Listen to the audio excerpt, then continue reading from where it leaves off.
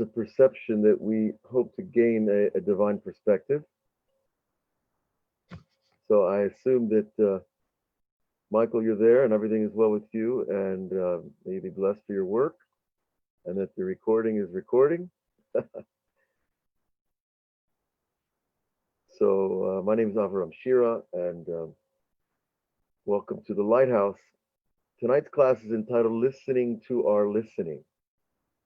Last week we spoke about the eyes, the use of our eyes as vehicles of higher perception.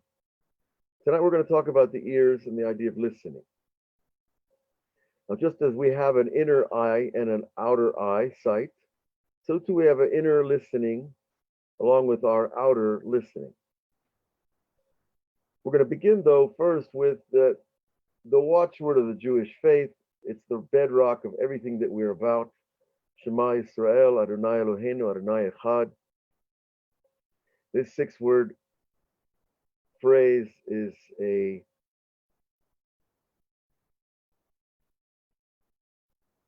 thread of God's will that never goes away. It is something that Jews know from all levels of observance, and that many non-Jews also know about this verse. It appears 3 times in the Chumash as a command. And we're going to talk about this verse just as a stepping stone or a beginning point. But it is the essential statement of Judaism because we are the children of Abraham, and Abraham came to announce to the world that there is one God. Now, the idea of one God existed long before Abraham. Adam understood that there was one God. So did Hanoch, and so did Methuselah, and so did all the ancients. Through Noah, there was always a monotheistic tradition. But Abraham decided he's got to take this thing, is so good, we have to give it out to the world. I'm tired of seeing everything that's being done in the name of all these other gods.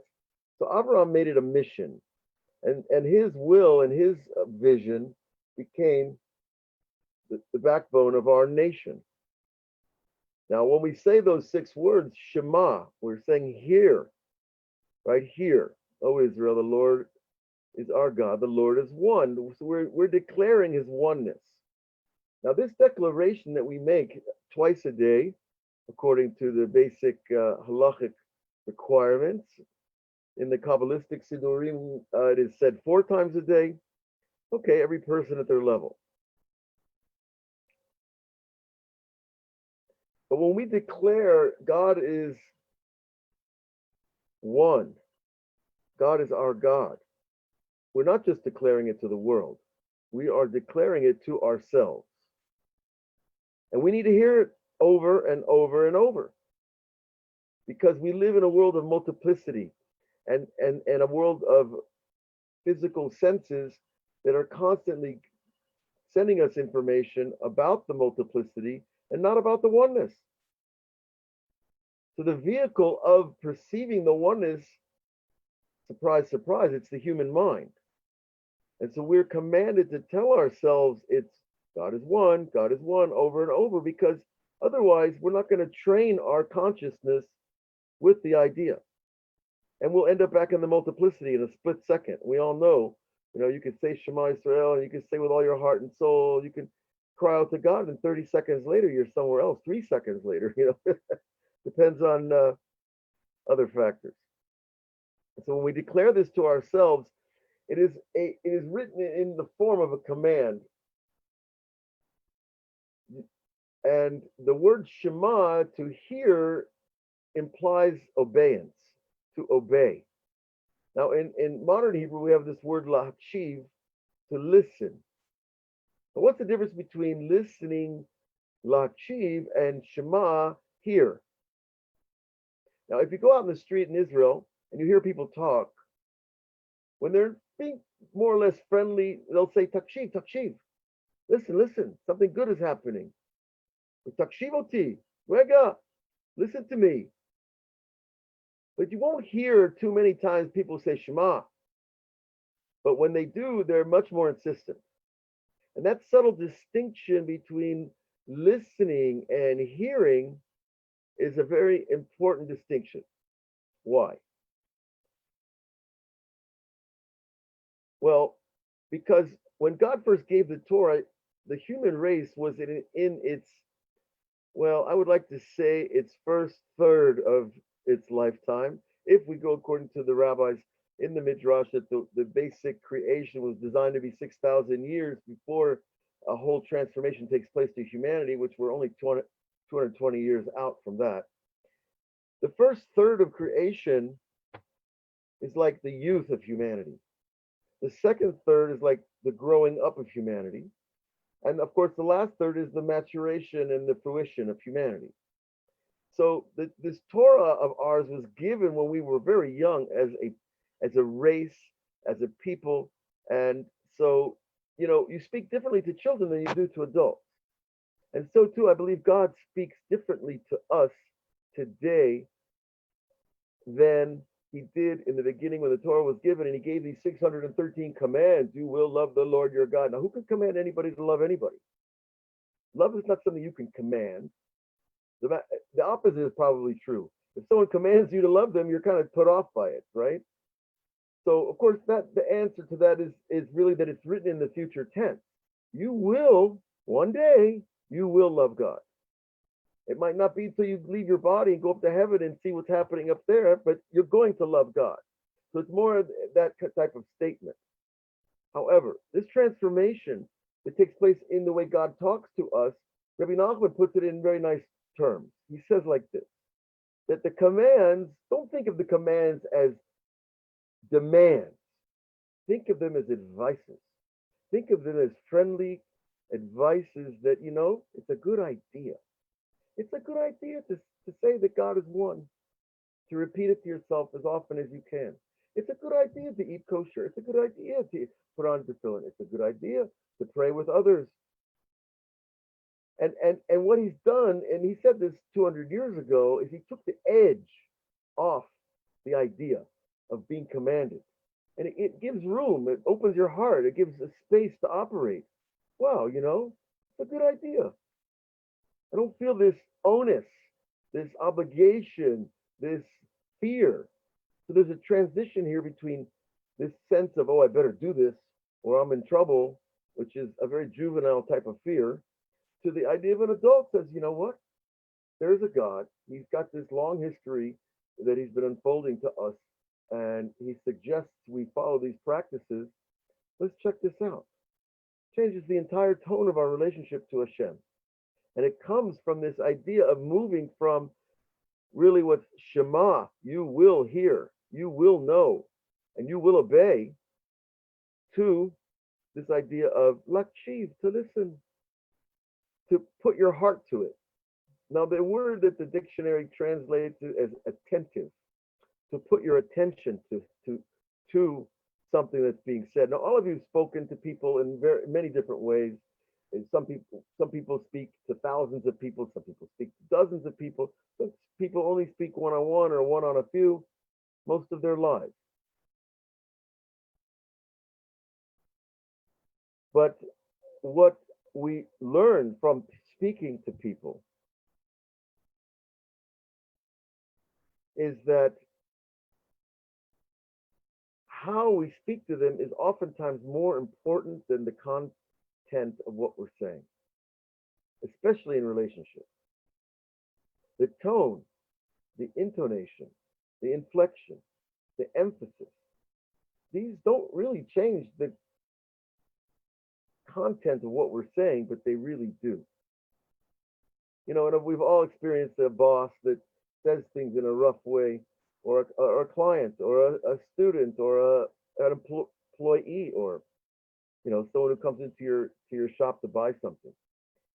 Everybody is inflecting their speech because of who they are. And it doesn't necessarily reflect the content, nor are they aware of how they're coming over.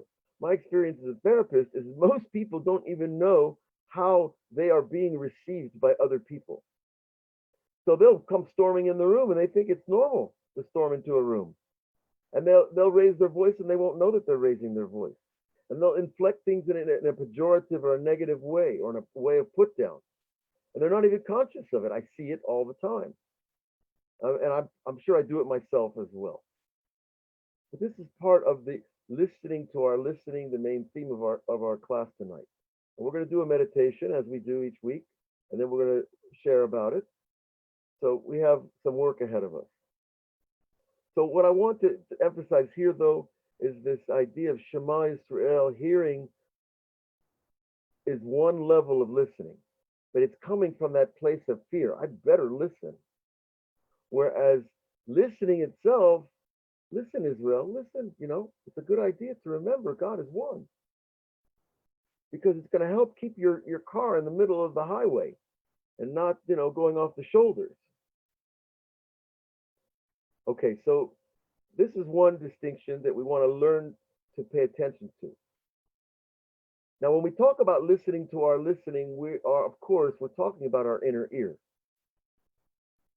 Our inner ear is operating all the time. And we're going to talk more about that, but this distinction, by the way, of Shema versus Lakshiv, or to hear or to listen, is rooted in the two sides of the tree of life. If you want to go all the way back to that level of creation, that when I do something out of fear, that's coming from the left side of the tree of life. And when I do something out of love and compassion and desire, that's coming from the right side, the side of chesed of the tree of life. And that is a big difference. And that's part of what we want to look for tonight we're going to work on it in our meditation, but also to start listening to our listening. In other words, I want to hear how I sound. I want to hear how I listen to myself. Because a lot of people, especially in our generation, maybe some of you have experienced it, it can be painful. People listen to themselves in a very negative way, or they talk to themselves in a very negative way. And so they can be actually toxic to themselves. In other words, oh, you dummy, you've lost your keys again. Oh, what an idiot. Oh, these kind of put downs. You don't even say them out loud, but you think it and you feel it. And okay, we're going to get to the root of that. And hopefully, as we say in Kabbalah, there is no ein tikkun ela b'shorish. There is no repair except when we go to the root of things. Okay, and the root of things means what is causing us to engage with ourselves in this negative way. I treat myself worse than anybody else. I speak to myself worse than anybody else. What's going on? And if we can fix that, some big things are going to happen afterwards. Okay, so in the Kabbalah, there's two ideas of voice. There's what's called Kol HaKedusha, the voice of holiness. And that, Rabbi Nachman explains in several places, is a voice that it urges you to do good things.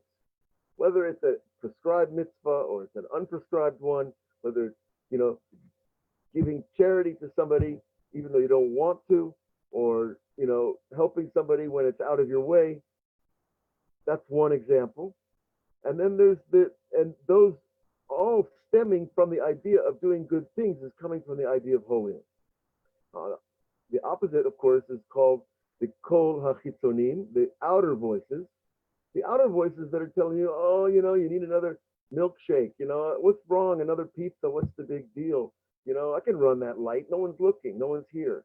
All these kind of external voices that are coming up in our head as life unfolds in front of our movie. So those external voices are not our true self. And what part of the idea of listening is being able to really cut the distinction between where is this voice coming from? I want to listen to that voice. I want to hear, where is this coming from? And if I can just stop myself to ask that question, I'm like 90% there to making the proper tikkun or internal repair. So this inner voice, this voice of our truth, is really at the root of our soul. And this, I like to think of it as, like a stereo system. You've got the receiver that brings in the signal from elsewhere, and then you have the speakers that make the voice hearable. So we have this internal stereo system where we can hear ourselves and listen to the voices. And then I can gauge my response to the voice, you ever catch yourself? It's an amazing thing where and I do it myself, and probably people are doing it right now, because in a class, you could be listening to me, but you're actually listening to your own thoughts processing what I'm saying. In other words, it's already once removed. As opposed to just hearing the words, I'm already thinking, what's he saying and how's he saying and where's that coming from? And wait a minute, I got to call somebody. The mind is going in a million directions at once. And so this is part of what we're after here, is to isolate the good voice, the kol kedusha, the voice that pushes us and wants us to do good things, and amplify that voice and feed that voice, and then dampen the other voices that's telling me all the kind of negative things. Oh, that person, I know what they're calling about, and I know that person, they always got a shtick, and those kind of voices, they might be true, but again, it's the tone. You're allowed to say, I don't like that person. Every time that person calls, they want something that's not appropriate from me. That's a legitimate thing. You're allowed to make healthy boundaries in your life. But when we get negative about it and it starts to dig under our skin, it's because there's something else there that we need to come to uproot and something to take out. Because we want to clarify our channel with Hashem so that we can hear as clearly as possible. Now, the inner voice is moral, has integrity, it's loyal, it has self-love and appreciation, and it has dedication to discipline. The inner voice is not lazy. The inner voice is not sarcastic. So when we hear, if I hear myself being sarcastic, if I hear myself being negative, okay, sometimes you try to crack a joke, maybe it's even at somebody else's expense. There's a lot of subtleties along the way, but the truth is that we still, even if we don't change it immediately, we need to learn to hear it and to listen to it and to catch ourselves. Because we are talking to ourselves all the time. So the minute you wake up, and even in your dreams, you're talking to yourself oftentimes. And what this leads to is that if we're talking to ourselves all the time, we're hearing ourselves all the time. It's like there's two yous sitting inside your head, having one is talking and one is listening. And it's a very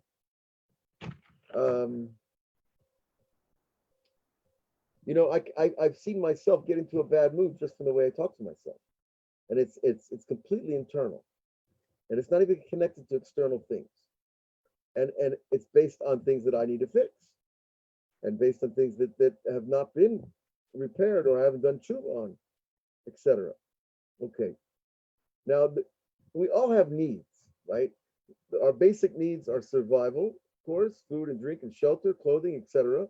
And those needs go in a pyramid structure. They start to, actually, you could start at the bottom of the pyramid and go up. But ultimately, our highest needs are spiritual fulfillment and to become the divine beings that we were created to become. So we are operating in a continuum between those basic survival needs and the highest ambitions that we might have. And what we see is that we have to take care of the lower needs first before we can focus and concentrate on the higher needs. So what happens is we've got these external voices. You're hungry, you're thirsty, you're tired, you need to go to the bathroom, oh boy, I got to pay those bills. Oh, look, that person's call, all these external voices, they're important because we need to live with them, but they're not important in terms of the big picture of who we are and what we want to do. In other words, you see it oftentimes. I'll see it, for example, oh, I need to drink, I got to make a cup of coffee before I go off to the shul. Well, who said? Well, my desire for caffeine perhaps said it. Is it make it written in stone? Is it my higher self? Probably not. Okay, so it's a habit. Fine. But at least I'm aware of it. I'm listening to it. I'm feeling the pull. Because if I don't feel those pulls, that means I'm really not conscious of the processes that are going on inside. And we need that consciousness. Once we have the consciousness, it's much easier to change everything. Okay, so these needs, wherever they fall in that pyramid of priorities, they are feeding into our head voices. And, it happens so fast. It's really amazing. that you won't even be aware that you're speaking to yourself. It's just me. I'm being me. But when you step back from yourself, 1 second, wait a second here.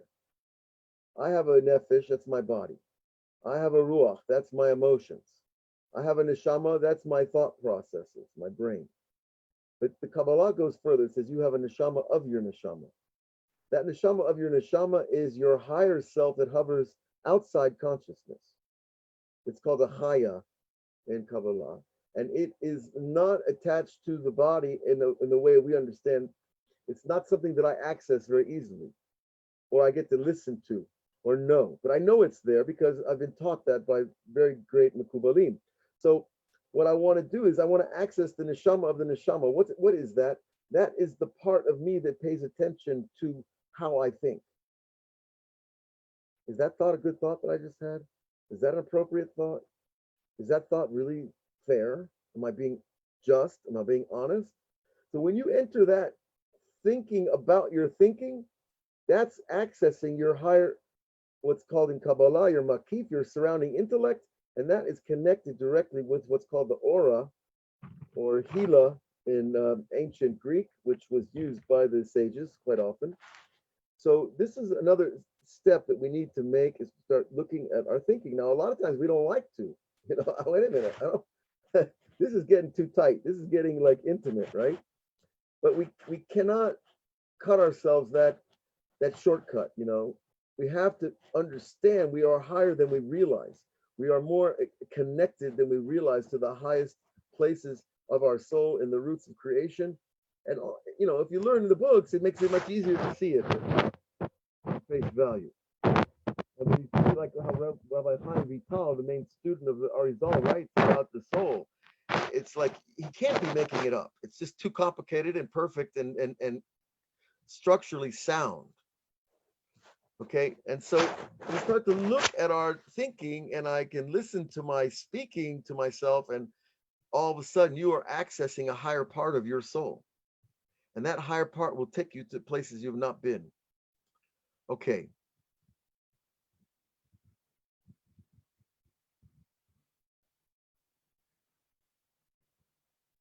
So, and this is something that I try to work on in certain relationships and therapeutically, is that people that are oftentimes negative on the outside, well, they can go either extreme, but they can be very negative to themselves on the inside, or they can be exaggeratedly positive too. They're not self-critical. Now, being self-critical can be very negative and toxic, or it could be very positive. In other words, but again, it comes back to the tone, listening to how I talk to myself. Avraham, what you just did there wasn't right. Go back and fix it. Go say you're sorry. That's a fine tone. I'm not putting myself down. If I say, Avraham, how could you do that? And start name calling, etc. It's not the same voice, right? So I have to look at that voice. Where's that voice coming? Why am I putting myself down? And I'm telling you, I mean, I love my parents, but I can hear their voices in my head. And I'm sure all of you, when you have those moments of clarity, you can hear your father or your mother's voice in your head. Because when we were babies and children, we were sponges for their voices and for their needs and their desires and their focus and everything about our parents. They were God to us before we got to understand anything. And so we absorbed a tremendous amount from them of how we relate to the world and ourselves. So we can change it very easily if we only have the awareness. And that clears the channel for God. Okay. Now, as Jews, I don't know about all of you, but I left Orlando, Florida in a Chevy van, and I drove across the country like 4 times. And I lived in New Orleans, New York, and LA, and all over the place. I knew that I was on a vision. I was on a journey to find Hashem. I was not religious. I did not. I knew that I felt God when I sat down to write. Just like when I wrote up this fast tonight, I felt home. I felt like I was doing exactly what I was supposed to do in the world. And that's a gift. Not the writing part. The feeling that you're doing what you're supposed to do in the world, that's already something that is very centering, and it's very gratifying in a healthy way. And anyway, but consciously, I knew that I was looking, I wanted to find out if God's real. And I wasn't checking about the Torah or if the Jewish story, the Jewish narrative was true.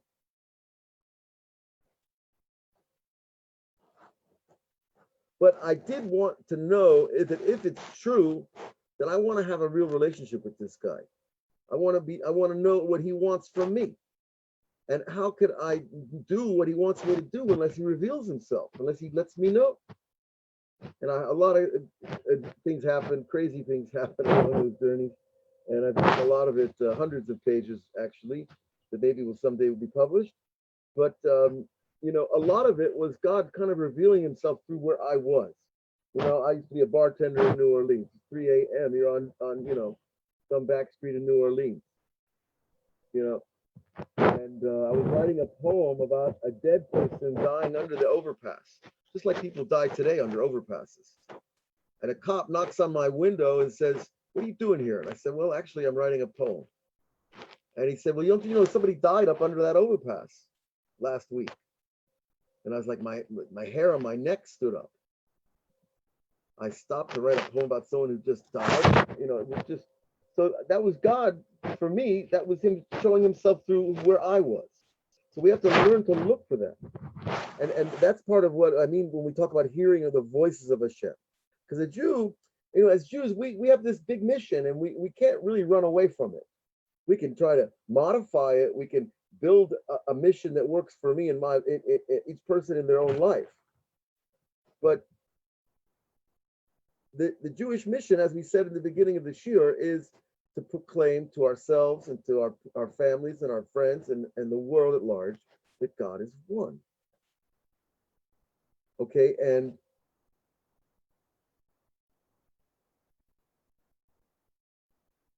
part of that oneness is learning to listen past myself, past my voices, to silence those inner voices, to make myself so silent that I just become a receiver, a complete receiver, without any agenda whatsoever.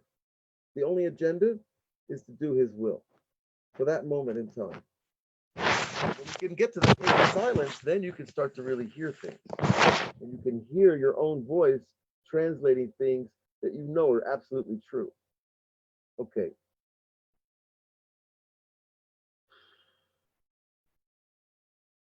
Now this part of what we're going to talk about is it's a difficult part, because most of us are trained by authority figures that are not necessarily worthy to be authority figures.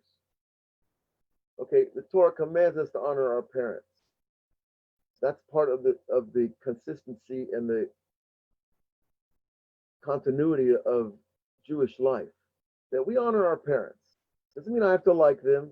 Doesn't even mean I have to love them. But I have to honor them, to treat them with respect. They brought me into the world. They raised me. They put up with a lot of crying and changing diapers. They deserve respect. But authority figures, what happens is they impose their voices on us. And we've got to get those imposed voices out of our heads in order that I can find out who I really am, that I can hear my own true voice and not my old football coach yelling at me to push harder, to hit harder, or my baseball coach telling me, Jew boy. Yeah, well, that's what happens when you're the only Jew on the team. But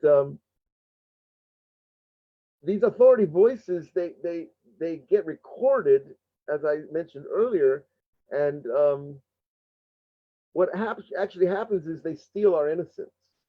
They steal our ability to hear ourselves. When we were very young, we were much more in touch with who we really are. Raising kids, I saw it very clearly. My kids knew what they wanted, and all I had to do was get out of the way. And now here, I'm a 60-year-old man, and I'm still trying to get out of my own way. Okay? So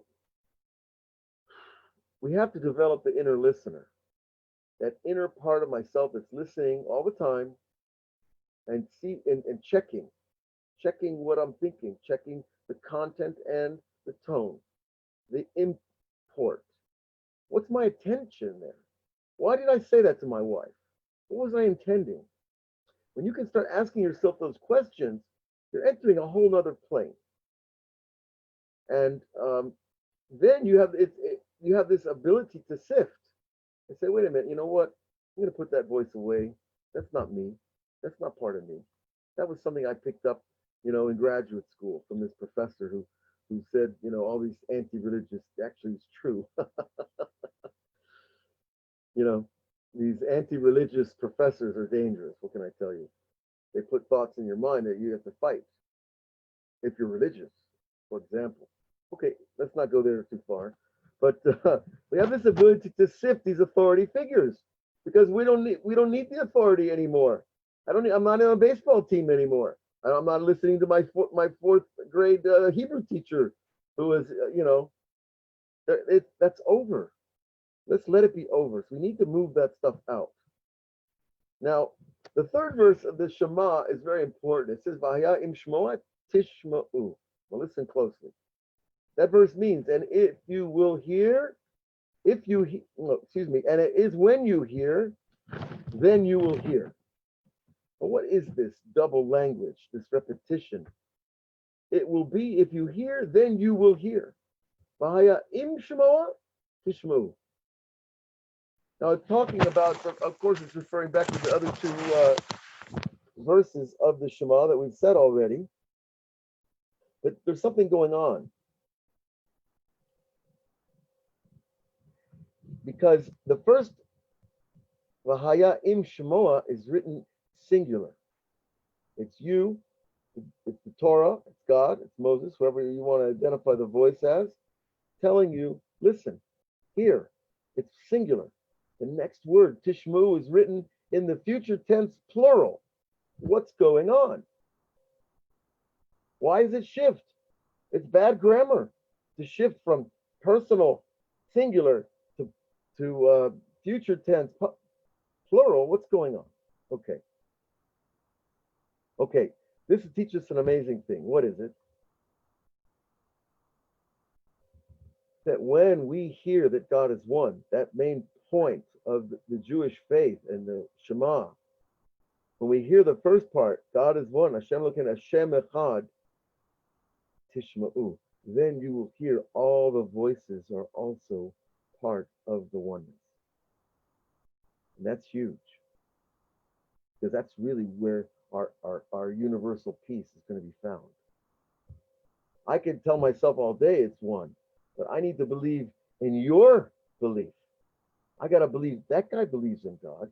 That lady knows that there's God. I have to have faith in other people's faith. And I have to see the perfect tapestry of all these voices and all these souls. So we're moving from, if I get it on the plural, on the singular basis that God is one, then when I have that strong in my heart, I can see in the future and I can see in the many. And that shift is huge. Because once we get that, you can be at peace with the world. You can be at peace with yourself. I don't have to get into all these wrangling discussions and arguments and opinions. Democrat, Republicans, Democrats and Republicans used to actually go out to dinner and have, they drink a beer together. Now it's like, oh my God, it's dangerous. What happened? Because the Yetzirah, his job is to make every man an island. Right? And John Donne said, nobody's an island. And the evil inclination wants to break everybody into pieces and to break all the groups into pieces. And everybody's fighting everybody and he wins. Wonderful. So we want to learn by saying Shema and seeing and hearing the oneness, hearing that oneness, then I can move on to the multitude, the multiplicity. All of these voices are still coming from the same place. Okay? Now, so my next question to myself was, well, how are all these different voices part of the one?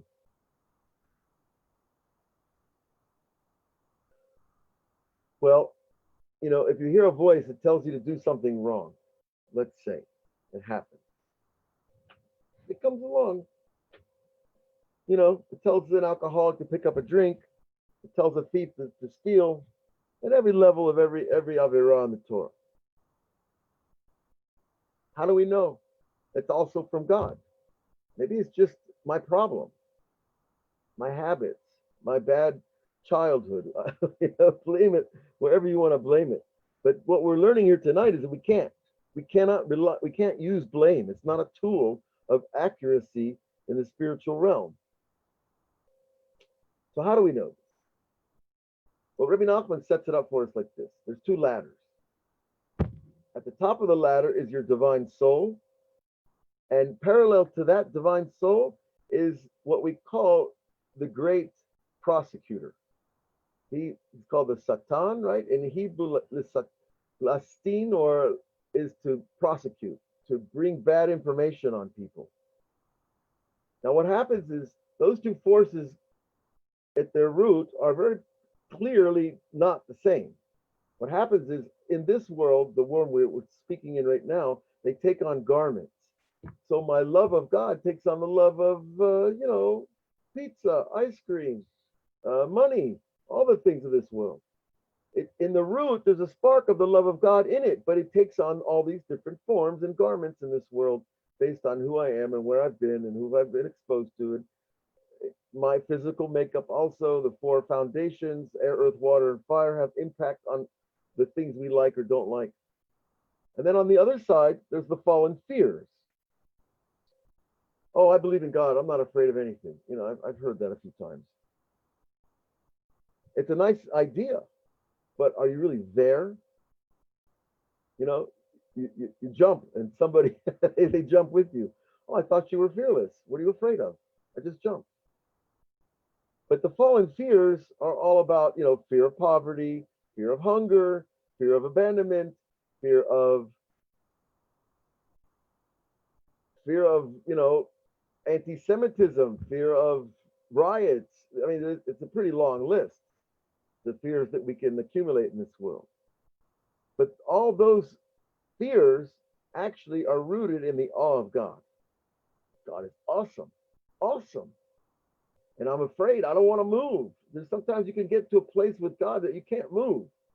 I can't move. I don't know where to go, what to do. I just frozen. That's a high level of awe, but that awe, again, it starts to fall into these different garments of this world. So now with that paradigm in your mind, we take the template of that paradigm and we apply it to my life. Now, Avraham, where are your fallen loves? Where are your fallen fears? Let's get it out. Put it on the table. Once I can do that, I can be honest with myself. All of a sudden, the garments start to fall away. All of a sudden, you realize that you love Torah learning more than checking out who's posting on Facebook. Or I love to pray more than I want to chat on the phone about, what's going on in the the Black Lives Matter NBA. And so my priorities start to change, and that means that you're stripping off those garments, those fallen garments. No, I'm not saying anything. Basketball, is a good thing. Exercise is a great thing, believe me. But the emphasis that's put on it in some cultures is absurd, in my opinion. Yeah, that's an opinion. Anyway, so what our job is to extract those sparks of fallen awe of God and fallen love of God from those foreign or external garments. And then what happens is our power is restored. Your power of focus, your power of priorities, your power of choice is restored to you. You're no longer a robot of the latest advertising, the latest voice on the street, the latest hit show. You're not susceptible to that anymore. You get to choose. And that choice is precious because that's where your humanity lies. All of us. So this is a long-term work. It's not one night. It's not one class. But I do this individually with people. We've done it in classes. But what I've outlined tonight, you can do on your own, really. You just have to have a little bit of courage to face yourself and a lot of desire to reach the true you. And when I discovered a lot of these things, I got a little excited. I got a little upset too. I realized that really and truly, I was a pure kid. I wanted to know God at 10 years old. And I wanted to know, what is it to mean? What is this Jewish thing? Everybody's throwing this Jewish stuff around me. What's it about? And I got no answers and lots of questions. And eventually, you pull into high school and you don't care anymore. There's other things to care about in high school. Okay. So where are we holding, folks? What time is it? Oh, it's 1:40. Okay, that's a good time. How's everybody doing? Please, if you have comments or questions, insights you want to share, you're welcome to write or chat or talk. That's part of what we do here, is the sharing, because that enriches everything.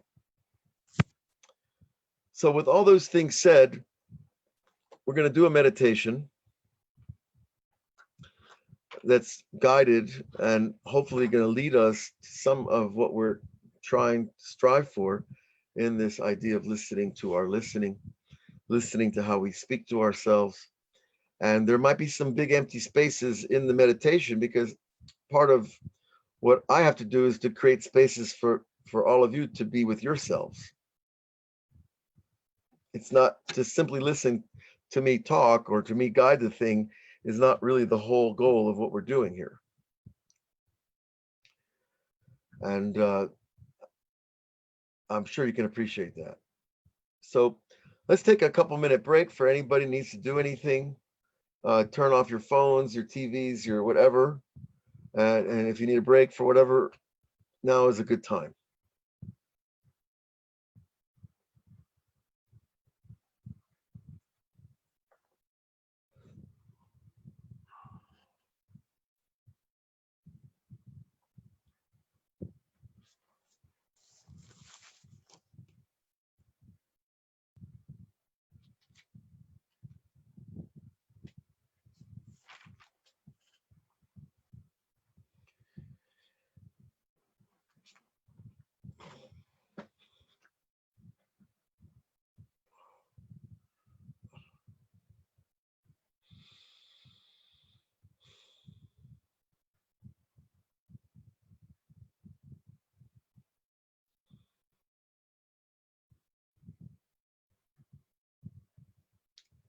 Okay.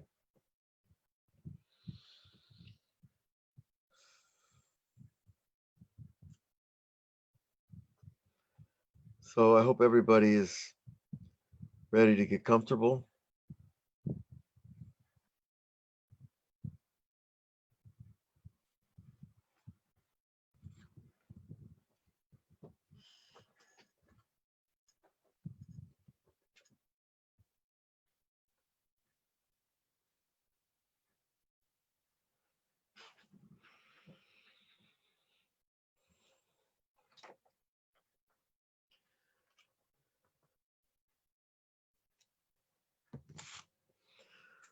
So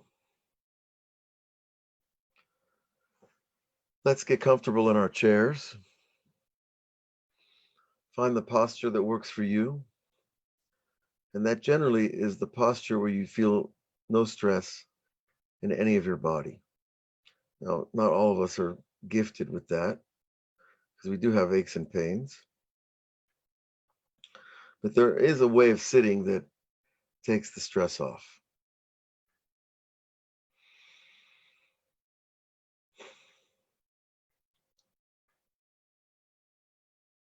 So this meditation is part of the class of listening to our listening. Let's first begin to breathe. We breathe through our noses.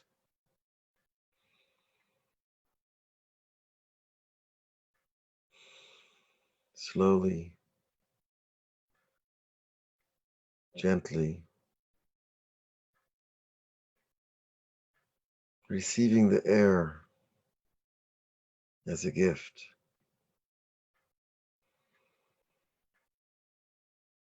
Listen to the air as it enters your nose.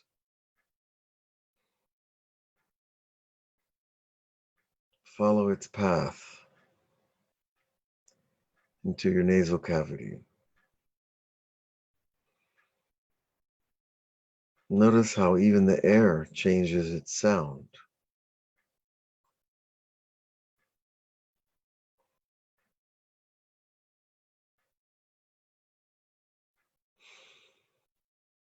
Pause at the top of your breath.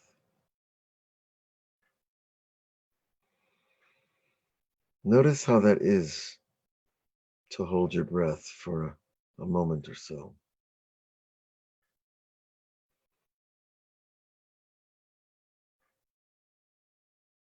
Maybe there's a little panic or an urgency when we hold our breath. Listen to that. Feel it.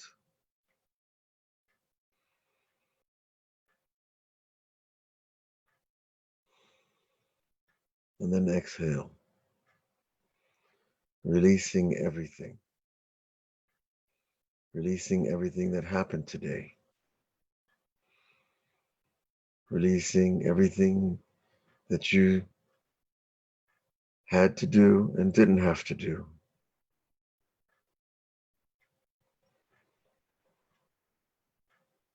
Every exhalation cleanses the body, the lungs, the cells.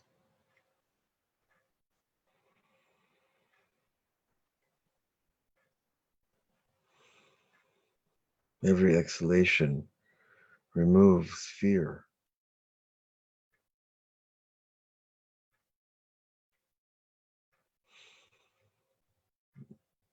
And all the fallen loves not worthy of the name of love.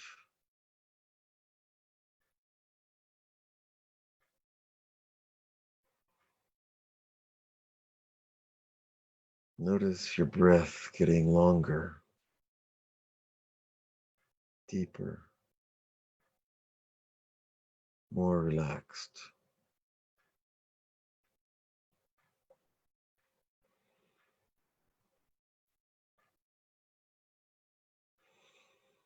The breath itself is an inward journey.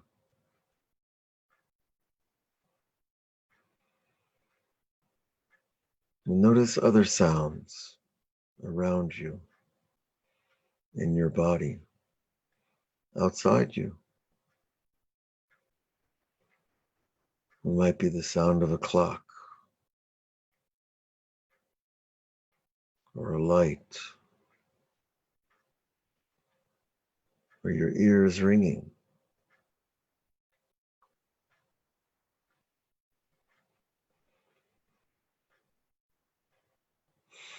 It might be a sigh.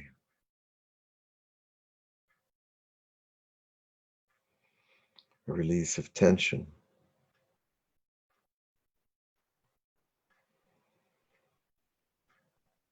Notice inside. Are there other noises happening?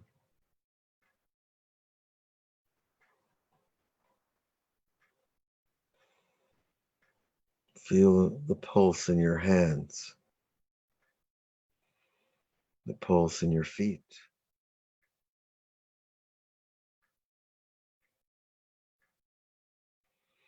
Take note of all these things, whatever is in your experience. But don't stay with them. Don't lock onto them. Just observe. Enjoy the freedom of observing.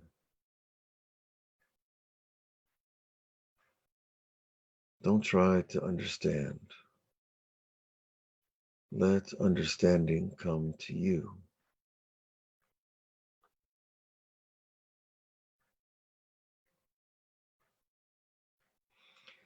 If something's troubling you, accept it.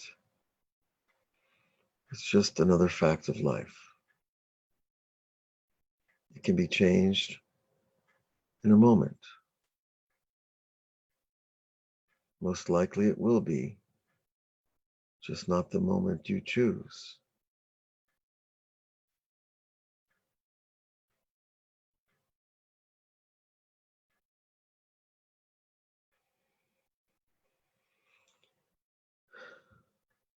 Listen to your heart. Does your heart talk to you? Or does it simply send you feelings? Tension, constrictedness,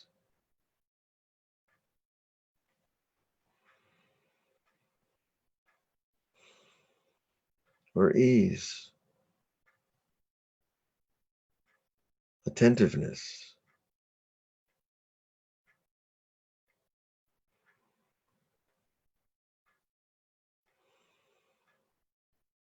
Imagine your heart grateful for your lungs. Every breath, the lungs cool the heart, just like a radiator cools the motor.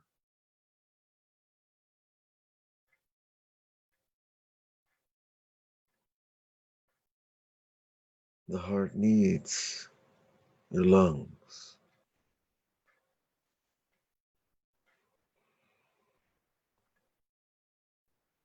Your blood needs that oxygen. Does it have a voice?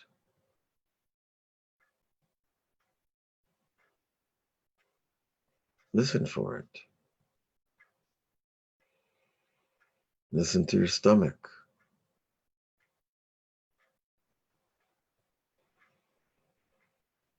Listen to the other organs that you know.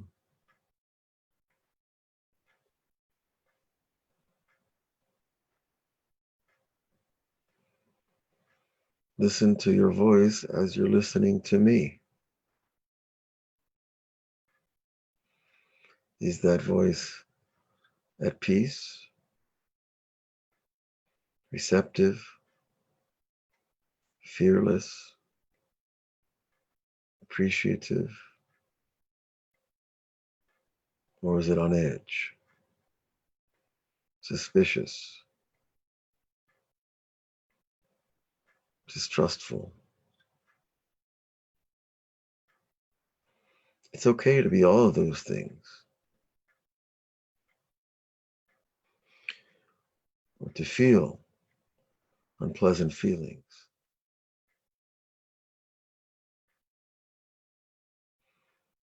They are not us. I am not my feelings. I'm a place where feelings happen, that I have a choice to deal with, to look at, to learn from, to praise God for my feelings. Many people don't feel too much.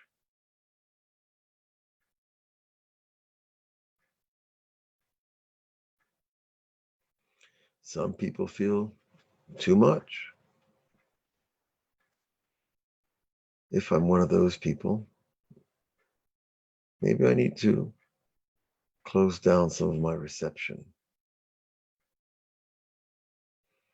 give myself more time to be with myself.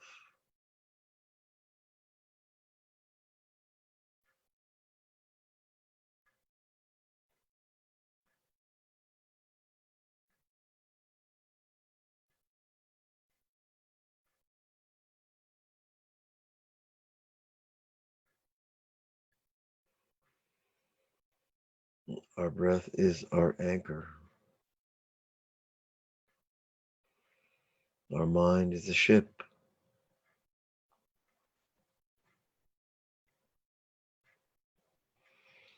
Our thoughts are the captain.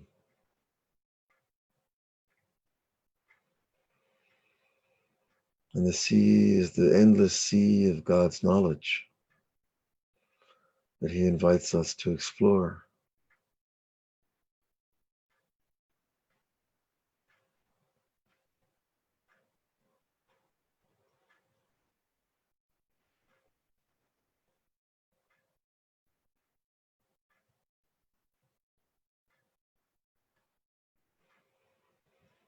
What knowledge do I need? Do I seek? What is the burning question of your day?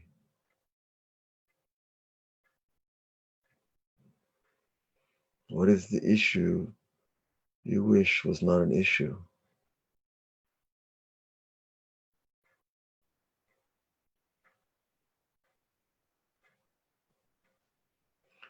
What is the cause that is worthy of my soul?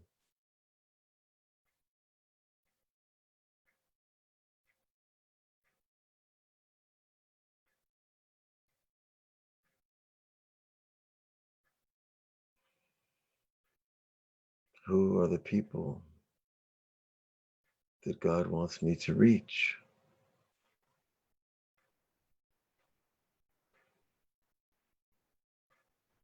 It might be just one person at one time, in one place. And you save his life with one word. We don't know.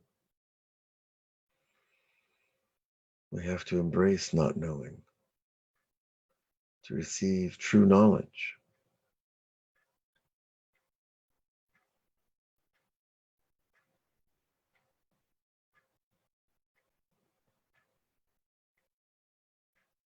If I'm not humble enough to know I don't know, then I have a problem.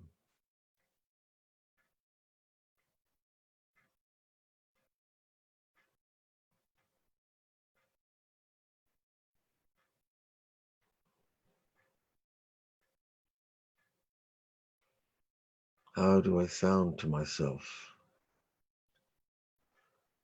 Does it sound like I love myself in a good way?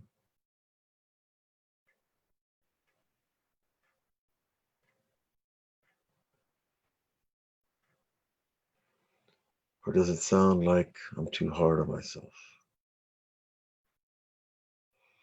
How do I know what too hard means?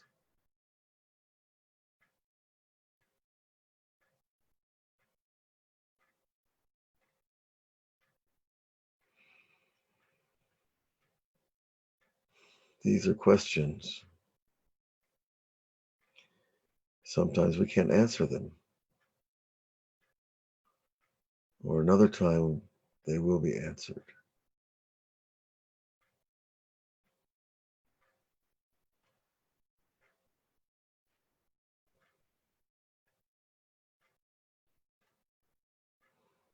Enjoy listening to yourself, to your world.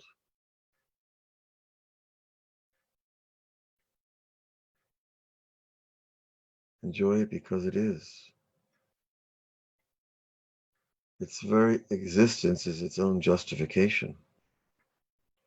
Even if it bothers you, why does it bother me? Because it's measuring me by its own capacity. Otherwise, I would not know how to measure.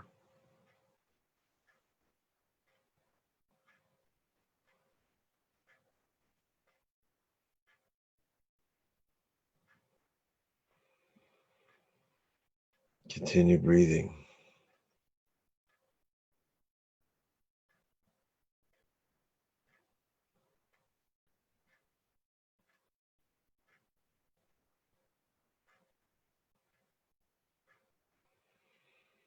Let us return to our peace. The place I don't have to ask any questions. I don't have to ask where God is.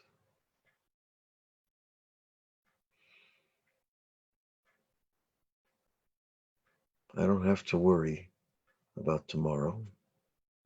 Tomorrow is tomorrow. It's an unrealized fantasy. The past is a treasure that I need to learn to dig up, to put it back together in a beautiful story. Perhaps your past is not a beautiful story. Well, how would you know if you didn't find the priceless gem in the bottom of your story?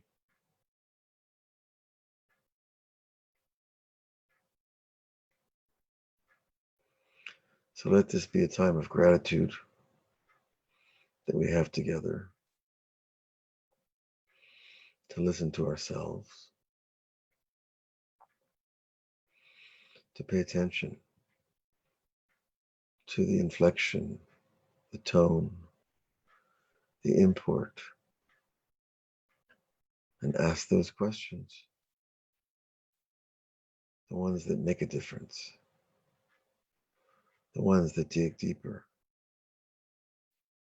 and help me become free from the past.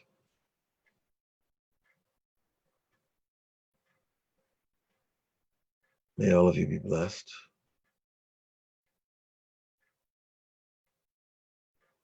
To know your true higher self, your spark of God.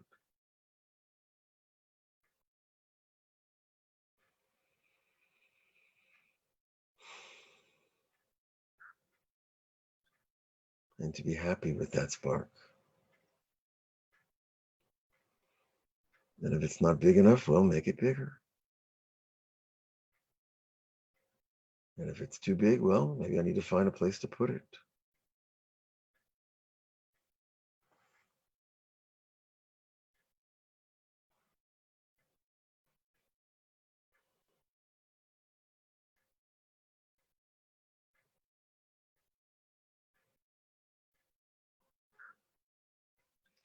If some of this is discomforting to you, you don't want to ask those questions, that's okay.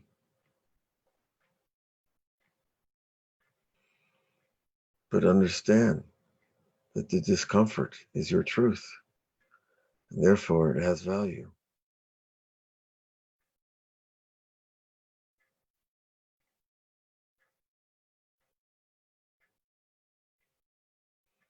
Shema Yisrael, Adonai Eloheinu, Adonai Echad.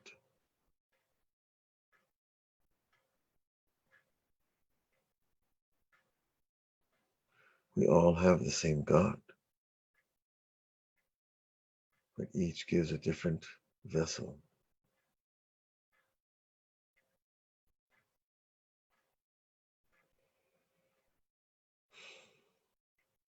Continue breathing.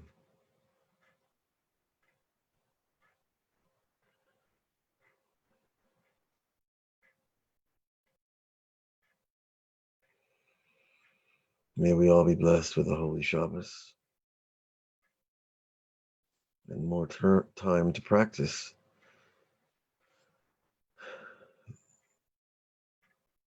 paying attention to ourselves at this level.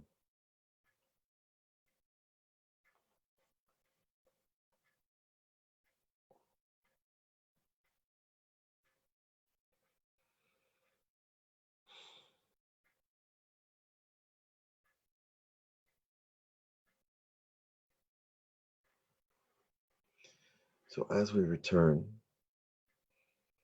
to a more conscious state, or should I say a more material state, we become aware of our environment around us.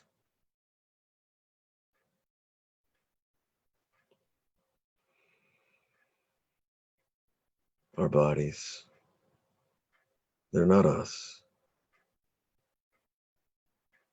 They're just reflections.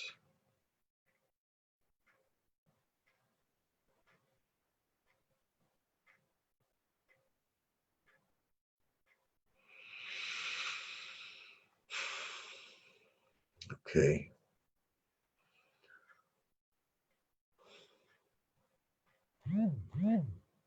Oftentimes it's good to smell something nice. Take a drink.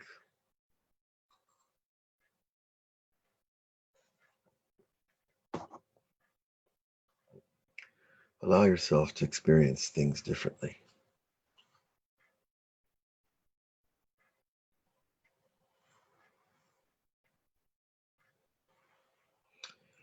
Okay. How's everybody out there?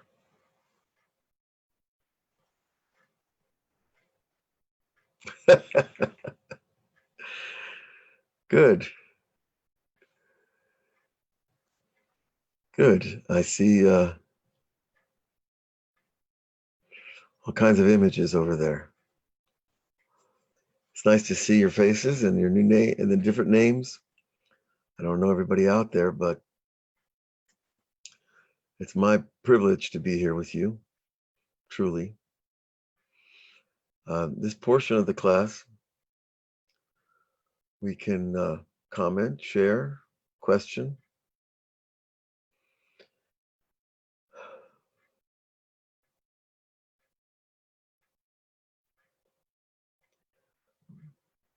It's my pleasure.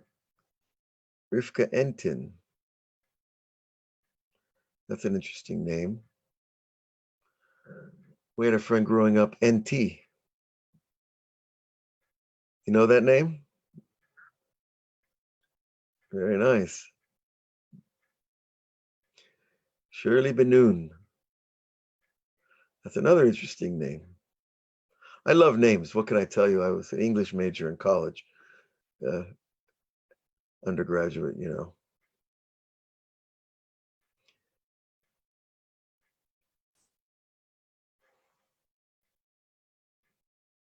Now, I understand that the Lighthouse is recording these classes. So I encourage you to go back, perhaps again, when you have time. And I encourage you also to make your own meditations. You know, you'll be surprised. Maybe you won't be surprised that a lot of times meditations come to me when I'm in a bad mood or something's bothering me. Something's, you know, that's oftentimes the best time. The meditation becomes the vehicle to take us where we need to go.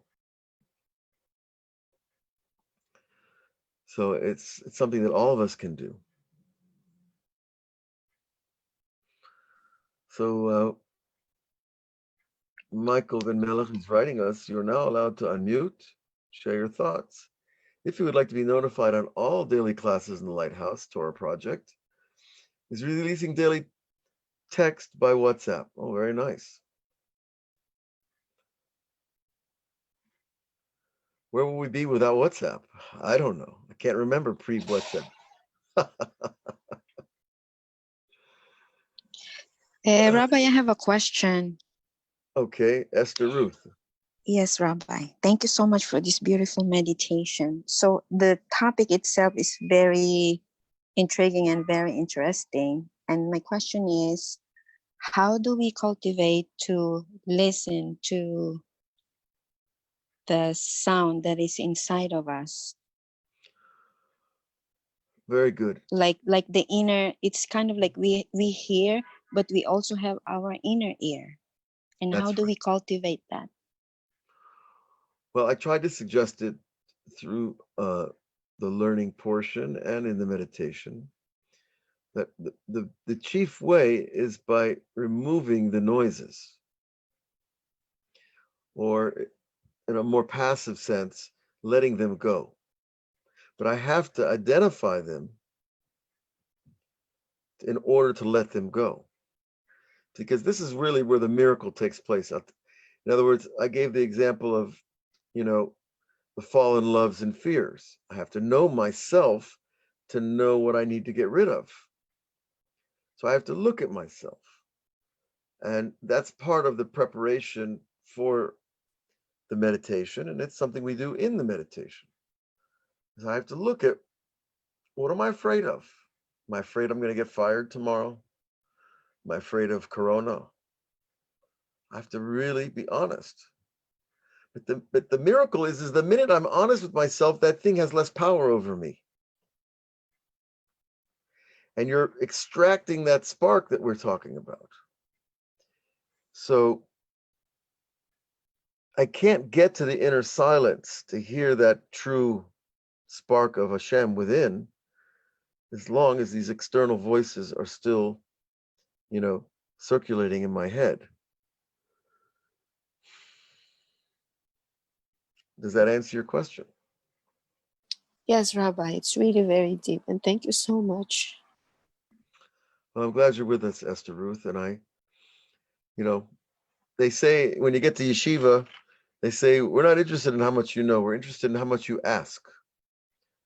So your question is a very important one. And for me, that tells me that you really are listening, you really are hearing. And that's a gift. Okay. Thank you. Thank you. Okay.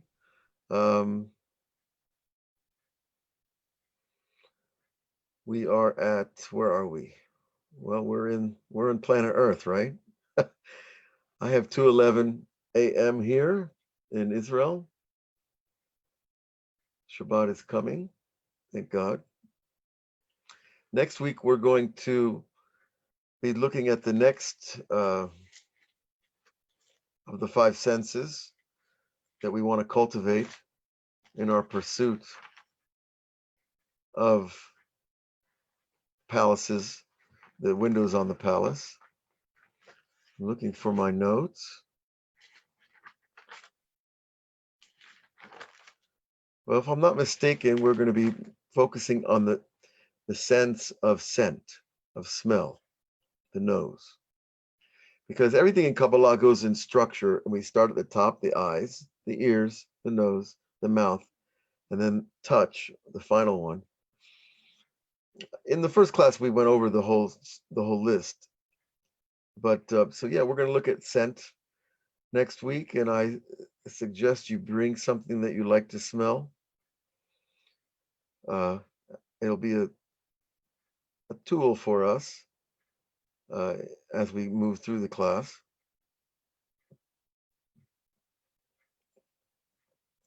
There was a rabbi, he was pretty well known in Jerusalem, where his thing was that he would, and his wife would help him too, it's quite cute, that every hour his wife would bring him something new to smell so he could make a new blessing. So he would fill his day with blessings about, nice smells. Because, as long as there's something new, you can continuously make those blessings. And, whether it's herbs or it's fruit or it's spices, incense. So there is a tremendous amount of information about scent and why it is the food of the soul. So we're going to be talking about that next week. Very good. I see Hanania writes, authenticity is the path to the spark. That's very well put, Hanania. Authenticity. Yeah, authenticity is a big one. It's a big word. I guess, authenticity, to me, it would mean to be the real item, to be our true selves, to be honest.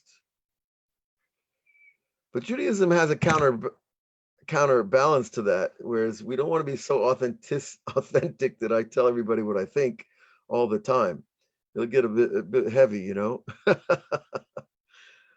But no, it's important. It's very important. And the spark, though, remember the spark is all these different places. There's many sparks. When we learn in Kabbalah, we learn about the structure of those sparks and their fall through the beginning of creation, when God first created, and then through the eating of the apple, or sorry, it's not an apple, eating of the fruit of the knowledge of good and evil.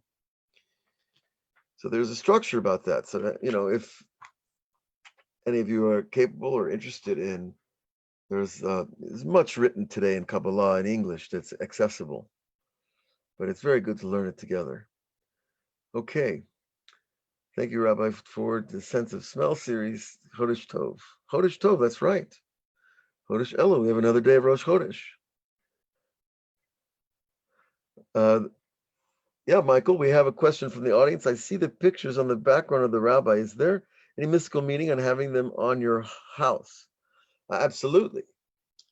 I'll tell you a true story. A friend of mine lives in Beitar. It's a nearby town, settlement out here south of Jerusalem. And there was a fire in his house. And the whole place burned up except the picture of Rav Ovadia Yosef. The fire came right up to the picture and stopped. Now, we believe in holiness is not an idea. It is a force field. And I built a wooden house, had some help along the way, obviously. And the first thing they said to me, how could you build a wooden house? God forbid anything could happen. But so I like to put up pictures of rabbis because it's good for the eyes. It's good for the mind. It's good for our love. It's good to keep focus. And there is a bracha in it. Rabbi Nachman has a whole series of Torahs about just looking at the face of the righteous. So in a nutshell, that's kind of like why I do it. Most of the people in the pictures I've met or had the merit to learn from or to listen to. Not all of them. Some of them have already left this world before I ever got here. But yeah, it's a wonderful thing. And there is a major pasuk, I believe it's Shlomo Melech, the King Solomon says, Ve'i enecha morot, Ve'i enecha ro'e morecha, that your eyes should see your teacher. There's a lot of ways to interpret that, but the eye is obviously, we talked about this last week, but the eye is extremely sensitive. And so whatever we put in it is going to reflect back into consciousness. So if you put holy images into your eyes, you're going to come back with holiness into the world. So I remember the eye is a two-way camera. It records and it projects. We want to project the holiness of things in the world. Okay.